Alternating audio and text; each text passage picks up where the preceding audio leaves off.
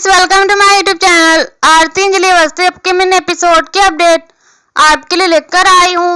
Video शुरू करने से पहले मेरी आप लोगों से एक छोटी सी रिक्वेस्ट है, प्लीज वीडियो को हाइप कर देना एंड चैनल को सब्सक्राइब कर देना। Thank you.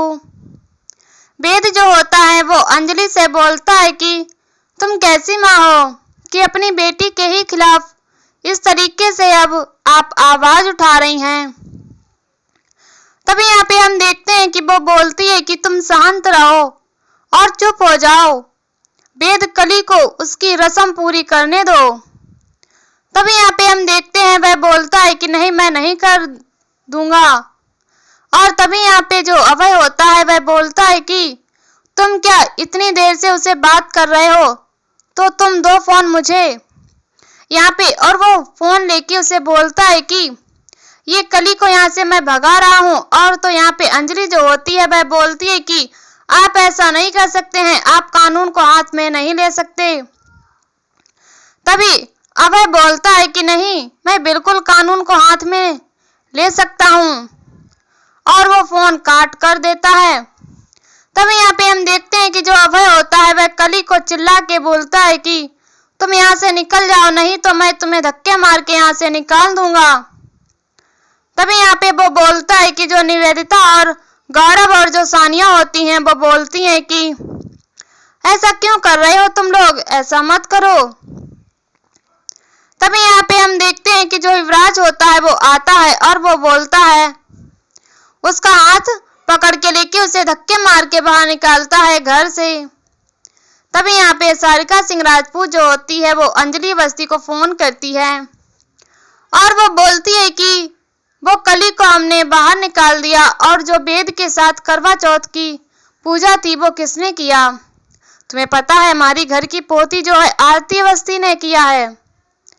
तभी यहाँ पे हम देखते हैं कि इस तरीके से सुन के अंजलि को बहुत ही बुरा लगता है कि ये कली का जो उसका हक है वो लोग उसके हक को छीन रहे हैं और उसे वह पूजा नहीं करने दे रहे हैं।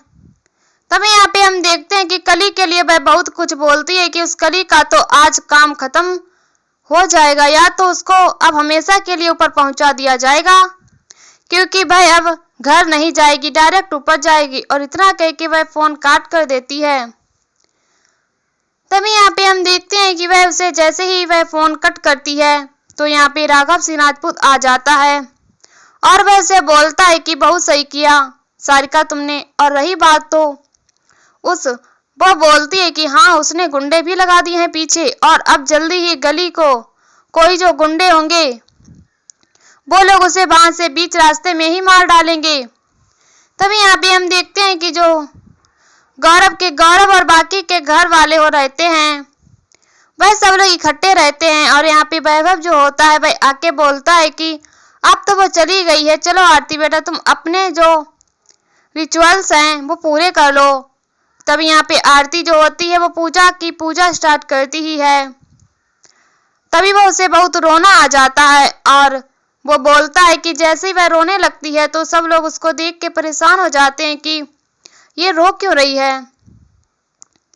तभी वेद उसे बोलता है कि तुम रो मत आरती, मुझे बिल्कुल भी अच्छा नहीं लगा तुम रोती हो। तो वो बोलती है कि क्या करूं मैं, वेद मेरी माँ क्यों नहीं समझ रही है मुझे, सब लोग पूरा परिवार मुझे समझ रहा है, सब कोई समझ रहा है, पर वो नहीं समझ रही। तब यहाँ पे हम देखते हैं कि वह बोलता है कि कोई बात नहीं, हम दोनों एक दूसरे से बहुत प्यार करते हैं और वो भी समझेंगी तुम्हें भी, तुम इस चीज का टेंशन मत लो। और यहाँ पे हम देखते हैं कि गौरव जो होता है वह इस बात को सुन के बहुत ही गुस्सा करता है, क्योंकि उसे भी पता है कि अंजलि जो है वह सही कर रही थी। तभी यहाँ पे हम देखते हैं कि जो भजन सिंह होता है वह इस बात से बहुत ही खुश रहता है कि अब फाइनली इन दोनों के बीच बहुत बड़ी गलतफहमी और बहुत बड़ा दुश्मनी हो जाएगा। तभी यहाँ पे हम देखते हैं कि सारिका सिंह राजपूत जो होती है वह भी ये प्लान में शामिल रहती है और वह चाहती है कि अंजलि और आरती के बीच बहुत बड़ी दूरियां आ जाएं और वह दोनों एक दूसरे के दुश्मन बन जाएं। तभी यहाँ पे हम देखते हैं कि जो सारिका होती है वह बोलती है कि अब होगा असली प्लान। तभी यहाँ पे जो कली होती है वह वहां पे रास्ते में बीच रास्ते पे चलती ही रहती है। तभी उसे वह हर मोमेंट याद आती है जिस तरीके से वेद उसे बोलता है कि यह शादी नकली थी और ये शादी कभी भी मान्य नहीं होगी और ये पूजा मैं तुम्हारे साथ कभी नहीं करूंगा। तभी यहाँ पे हम देखते हैं कि जो भजन सिंह और युवराज ठाकुर होते हैं वह दोनों एक दूसरे से बात करते रहते हैं। तभी यहाँ पे सारिका आती है और वह बोलती है कि क्या हुआ, तो वह बोलता है कि कुछ नहीं, बस अभी कली को गुंडे भेजे हैं, अभी उसका काम खत्म करेंगे। तभी वह बोलता है कि ऐसे नहीं कर सकते।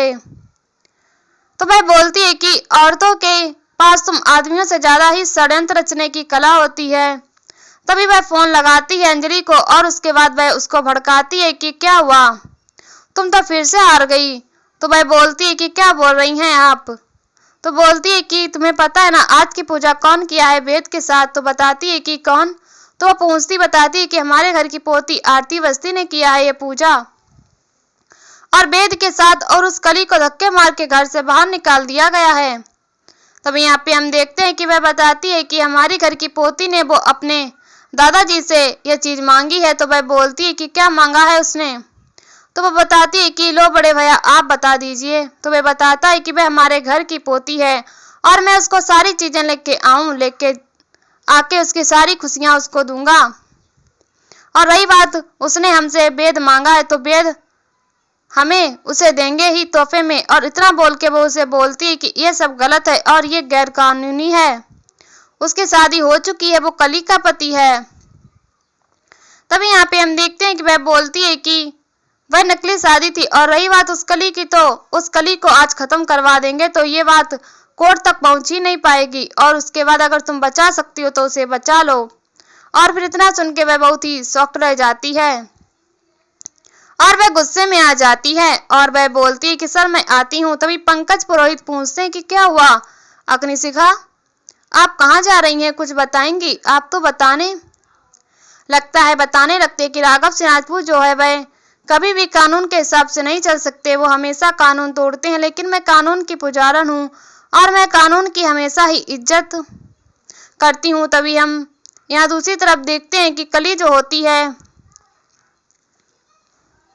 वह रास्ते में चलती रहती है। तभी कुछ गुंडे जो होते हैं वह वहां पे आ जाते हैं और कली का पीछा करने लगते हैं और वह दौड़ती हुई भागने लगती है। तभी वहां पे अंजलि पहुंच जाती है और अंजलि जो होती है वो उसे गुंडों से बचाने के लिए पूरा जोर लगा देती है और वह सारे गुंडों को एक एक करके बहुत मारती है। तभी यहाँ पे हम देखते हैं कि अंजलि के ऊपर भी वह गुंडे जो हैं वो फिर से प्रहार करते हैं और अपनी पूरी हिम्मत के साथ वो लोग उसके साथ लड़ाई करते हैं। तभी अंजलि जो होती है वह खुद को डिफेंड करते हुए और कली को बचाते हुए उन गुंडों से लड़ाई करती रहती है कि वह सबको बता सके। और तभी वह उस गुंडों को बोलती है कि शायद तुमको पता नहीं है कि अंजलि अवस्थी नाम है मेरा और कोर्ट में मेरी बात चलती है और बाहर मेरा हाथ, ये बात पूरी दिल्ली शहर को पता है। इतना बोल के वो उन गुंडों के साथ एक एक करके लड़ती रहती है। तभी यहाँ पे हम देखते हैं कि कली जो होती है वह उसे इस तरीके से देखती है तो उसे बहुत ही डर भी लगता है कि ये क्या हो रहा है, और पर उसे समझ में आ जाता है कि ये फाइनली कोई ना कोई तो उसे बचाने आ ही गया। और उसके बाद देखते हैं कि तभी वहां पे पंकज पुरोहित जी आ जाते हैं, वो अपनी बहन भी लेके आते हैं। तभी यहाँ पे उसे देख के और जो पंकज पुरोहित होते हैं बोलते हैं कि आप रहने दीजिए, इन लोगों को तो हम संभाल लेंगे। और सारे गुंडों को कांस्टेबल होते हैं वो लोग उन सारे गुंडों को अंदर डालते हैं जेल गाड़ी में। और यहाँ पे तभी देखते हैं हम कि वो कली से पूछते हैं कि तुम ठीक तो हो ना, तो वो बोलती है कि ठीक, आपको ठीक लग रही हूँ मैं, मुझे मेरे ही पति के साथ पूजा नहीं करने दिया और फिर मेरे ही पति से साथ उस आरती ने पूजा की है और इसके बाद ये सब मुझ पे इतने बड़े मुझे घर से निकाल दिया गया और मेरे पीछे गुंडे लगा दिया गया, मुझे जान से मारने की पूरी कोशिश की गई। तभी यहाँ पे हम देखते हैं मैं बोलती है कि आपको पता है ये सब के पीछे कौन है, तो वह अंजलि को आके बोलती है कि आपकी बेटी ही है ये सब के पीछे। तभी यहाँ पे अंजलि इस तरीके से सुनती है तो उसे डांट लगाती है और बोलती है कि वैसे तो आप बहुत बड़ी बड़ी बातें करती हैं कि आप कोर्ट कानून की पुजारन है, कोर्ट में बात चलती है आपकी, लेकिन अब खुद की बेटी की बात आई तो आप इस तरीके से कह रही हैं, क्यों? उसके लिए कोई कानून नहीं है और सजा नहीं है। तो वह बोलती है कि कानून सबके लिए एक है और कानून कभी भी गलत नहीं हो सकता, चाहे कितना भी कोई भी कुछ भी कर ले और गलत है तो गलत ही रहेगा। तब यहाँ पे हम देखते हैं कि वो इस तरीके से सुनती है और फिर वो अंजलि जो होती है वह आरती को फोन लगा देती है और वो उसे बोलती है कि तुम्हें कल कोर्ट आना पड़े, कल पुलिस स्टेशन आना पड़ेगा। तो वो बोलती है क्यों माँ, क्यों, क्या किया मैंने जुर्म क्या किया है। तो वह बोलती है कि तुमने एक लड़की से उसके पति को छीना है और उसे धक्के मार के घर से बाहर निकलवाया है, और रही बात उसे उसके ऊपर जानलेवा हमला करवाई है। तो वह बोलती है कि माँ आप मेरी बात तो सुनिए, आपको जरूर कोई गलतफहमी हुई है। पर वो पूरी बात ही नहीं करने देती, उससे तब तक शादी का फोन ले लेती है और फिर वो उसको भड़काती है कि आप कैसी माँ हो, तुम की अपनी बेटी को ही जेल भिजवा रही हो। तभी यहाँ पे जो राघव सिंह राजपूत को बुला देती है और वह बोलती है कि भैया देखिए आपके घर की पोती को जो है वह जेल में बुला रही है और उसे धमकी दे रही है। तभी यहाँ पे राघव सिंह राजपूत जो होते हैं वह बोलते हैं कि आप मेरी बेटी मेरी पोती का कोई कुछ भी नहीं कर सकता, और भाई इस घर की पोती है तो उसको उसका कोई बाल भी बाका नहीं कर सकता।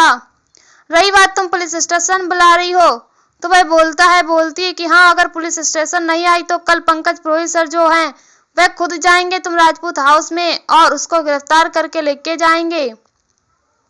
तभी इतना करके वह फोन काट कर देती है और फिर उसके बाद राघव सिंह राजपूत भी जो होता है वह आरती के पास जाता है और वह बोलता है कि तुम्हारी कैसी माँ है जो अपनी ही बेटी को इस तरीके से पुलिस स्टेशन में डलवा रही है। और उसके बाद वह उसे बोलता है कि कोई बात नहीं, तुम टेंशन मत लो, तुम्हें कोई हाथ भी नहीं लगा सकता। तभी सारिका जो होती है वो बोलती है कि वाह सारिका तूने क्या चाल चली है, और एक तीर से दो निशाने किए चले हैं, घोड़े की ढाई चाल चल दिया है तूने दोनों तरफ से कि माँ और बेटी के बीच इतनी बड़ी दुश्मनी। और तभी यहाँ कली भी बड़ी सोचती है कि भाई कली तूने क्या चाल चली है। और वैसे तो वह बोलती है कि आप तो बहुत बड़ी कानून की पुजारा, लेकिन मैं आपको दिखाऊंगी कलयुग का कानून क्या होता है। तभी यहाँ पे हम देखते हैं आज के एपिसोड में बस इतना ही फ्रेंड्स। मिलते हैं नेक्स्ट एपिसोड में जहाँ पर हम देखने वाले हैं कि अंजलि और राघव सिंह राजपूत दोनों एक दूसरे के अपोजिट खड़े रहेंगे और दोनों ही अंजलि के लिए ही केस लड़ेंगे। और यहीं पर एपिसोड खत्म हो जाता है। इसी वीडियो देखने के लिए हमारे चैनल को सब्सक्राइब करें, वीडियो को हाइप करें और हमें कमेंट में बताओ वीडियो कैसी लगी। तब तक के लिए बाय बाय।